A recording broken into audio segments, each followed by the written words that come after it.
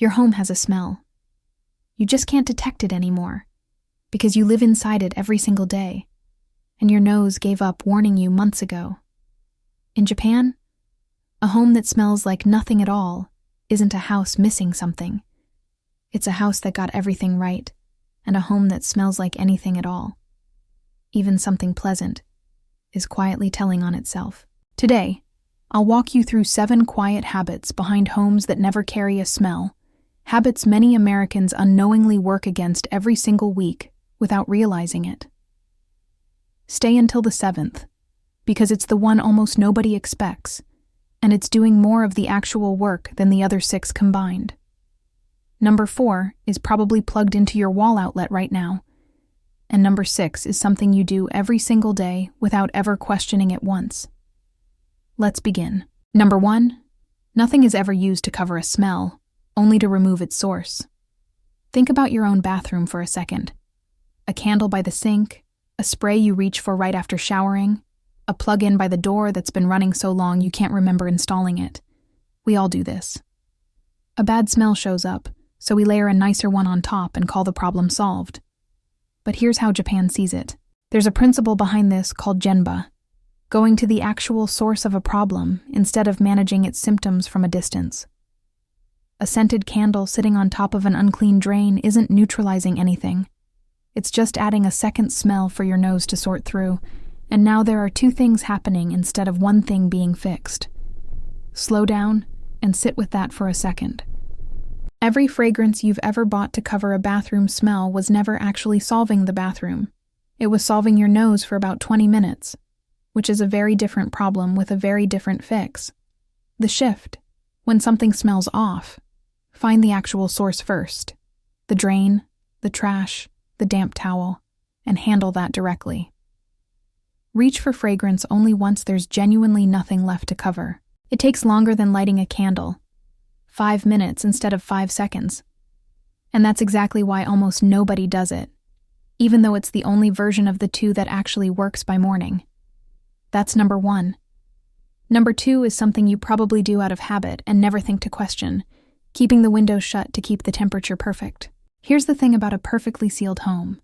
Whatever entered the air today, cooking oil, a wet umbrella, yesterday's laundry, never actually leaves.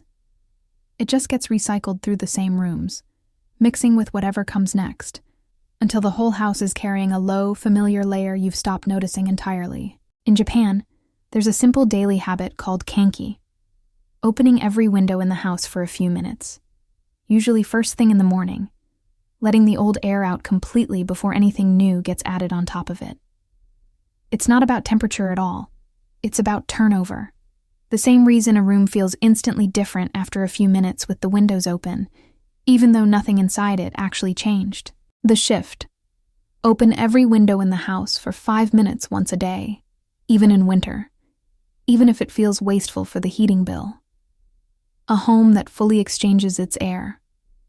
Once a day never gets the chance to build a smell in the first place, because there's nothing left sitting around long enough to turn into one. 5 minutes of cold air once a morning costs far less than a candle collection that never quite finishes the job. That's number 2. Number 3 lives in your living room, and you've probably never once considered replacing it.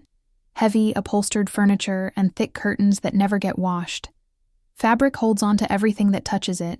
Cooking smoke, pet dander, last week's dinner, and it holds on for a very long time, quietly releasing a little of it back into the room every single day. A hard surface releases a smell and moves on. A soft one keeps the receipt, filing it away for months at a time without ever once asking your permission. In Japan, homes tend to favor washable covers, low-pile fabrics, and furniture you can actually clean rather than furniture you simply vacuum and hope for the best. The shift. Choose washable slipcovers and curtains you'll actually take down and clean a few times a year, rather than fabric you silently agreed to never touch again after the delivery truck left. If you can't remember the last time a piece of furniture in your living room was actually washed, rather than just tidied, that's usually the exact piece worth checking first. That's number 3. And now number 4, the one sitting in your wall outlet right now. The plug-in air freshener running on a permanent, unbroken cycle, day and night. week after week. Here's why this one is different from the rest. A candle you light occasionally is a choice. A plug-in running constantly stops being a choice and becomes a permanent chemical layer over your entire home, so constant that you can no longer smell it yourself, even though anyone walking in from outside absolutely can. In Japan, fragrance tends to be occasional and intentional. A small incense stick lit for a specific moment, never a background hum running nonstop in every outlet in the house. Constant fragrance doesn't mean a clean home. It means a home hiding something underneath a permanent chemical fog, one that guests notice the second they walk in, even though the people living there stopped noticing it weeks ago. The shift? Unplug it entirely for one full week, and just breathe your house as it actually is. If something's off, you'll finally be able to find it, instead of layering another scent on top of the one already running. Most people who try this are shocked by what they notice on day 2, once their own nose finally stops adapting to the fragrance and starts noticing the room underneath it. That's number 4. Number 5 is one nobody thinks about until it's already a problem. Kitchen ventilation used after cooking instead of during it. Most people cook first and turn on the range hood as an afterthought, if they remember to turn it on at all, letting frying oil and steam drift freely through the house for the entire meal before anyone reaches for the switch. By the time the fan finally comes on, the smell has already settled into the curtains, the sofa, the hallway carpet, and by then no amount of fan speed is pulling any of it back out again. In Japan, the range hood goes on the moment the pan touches the heat, capturing oil particles and steam at the source before they ever get the chance to travel anywhere else in the house. The shift: treat the range hood as part of turning on the stove itself.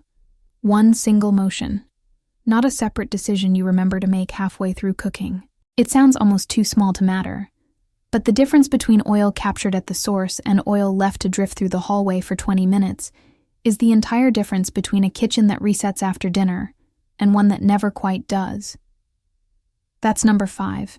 Number 6 is standing right by your front door and you probably walk past it barefoot in your own socks without a second thought, wearing outdoor shoes past the entryway. Every sidewalk, train platform, and public bathroom floor you've walked across today is riding along on the bottom of your shoes, and every step you take past the front door drags a little more of it directly into your carpet and onto your furniture. In Japan, the genkan, the small sunken entryway just past the front door, exists specifically to draw a hard line.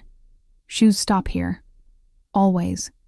No exceptions for quick trips back inside. It's not a hygiene rule dressed up as tradition. It's a smell rule that happens to also be hygienic.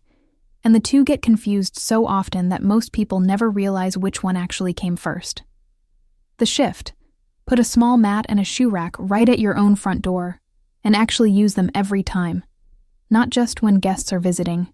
This one costs nothing, takes 10 extra seconds, and quietly does more for a house's smell than almost anything on this entire list, precisely because it stops the problem before it ever gets past the doorway. That's number 6.